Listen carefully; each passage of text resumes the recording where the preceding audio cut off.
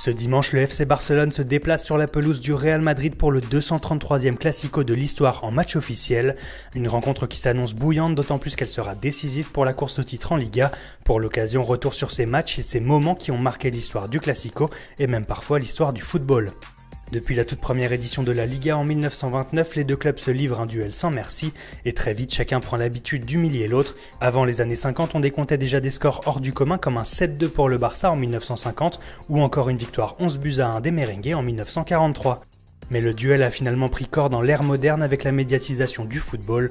Par exemple, en 1990, lors de la Supercoupe d'Espagne, Stoïkov est expulsé pour avoir marché volontairement sur l'arbitre et l'attaquant madrilène Hugo Sanchez se permet de chambrer le public adverse en s'agrippant les parties intimes. Quelques années plus tard, Giovanni célèbre un but du Barça à grands coups de bras d'honneur en direction du public madrilène.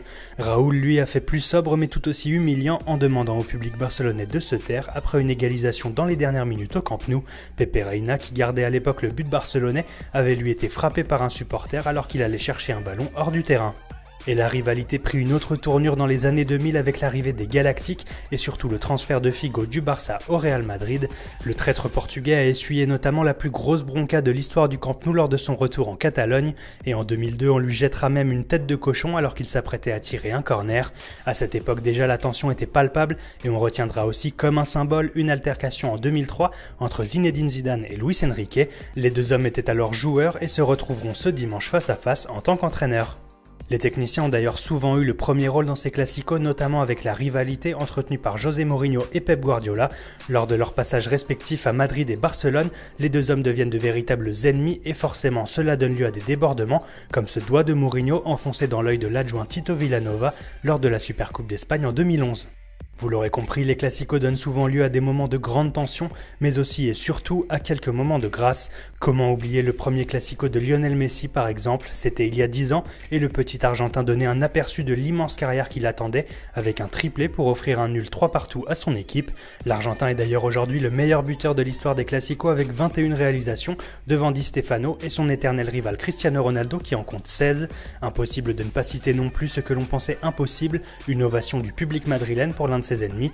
C'était le 19 novembre 2005 lors de la sortie de Ronaldinho. Ce jour-là, le Brésilien avait fait vivre un enfer aux merengues avec un doublé et une performance inoubliable pour une victoire du Barça 3-0.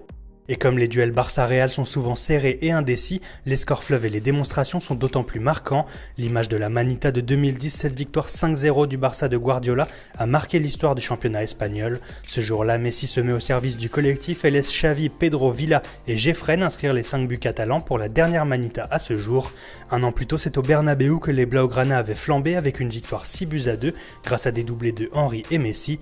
Michael Laudrup avait lui fait très fort puisqu'il avait remporté 2 Manitas en l'espace d'un an, une avec le Barça et une avec le Real. Et on termine par un petit coup d'œil sur les statistiques. À ce jour, les deux clubs se sont affrontés 232 fois en match officiel et c'est le Real qui mène au point avec 93 victoires contre 90 pour le rival catalan et 49 matchs nuls. En Liga, ce duel sera le 174e de l'histoire et là encore les Madrilènes sont devant avec 72 victoires contre 68. Au classement des buteurs, Messi devance donc Di Stefano et Ronaldo et parmi les joueurs actuels, c'est Karim Benzema qui arrive derrière les deux intouchables. Avec 8 buts marqués, il est le 13e meilleur buteur de l'histoire des classicos et le premier français du classement.